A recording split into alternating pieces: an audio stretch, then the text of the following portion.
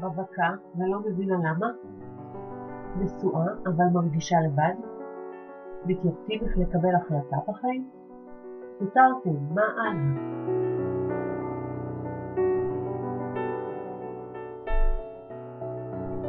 החיים ניתנים לנו במתנה ואנחנו צריכים למצות אותם וליהנות בהם.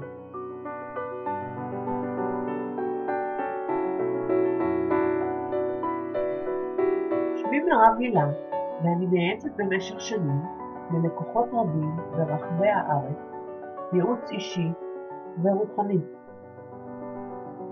וגם לחברים, שכנים ומשפחה. וכעת החלטתי שאני רוצה לפתוח שירות ייעוץ לכולם, בחינם.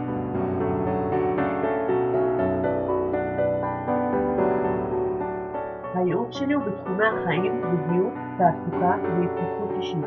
ההליך הוא פשוט, בשליחת אימייל שבתחתית העמוד, שאלו שאלה ותקבלו תשובה. כל כך פשוט וקל ועוד בחינם. אני מחכה לכם.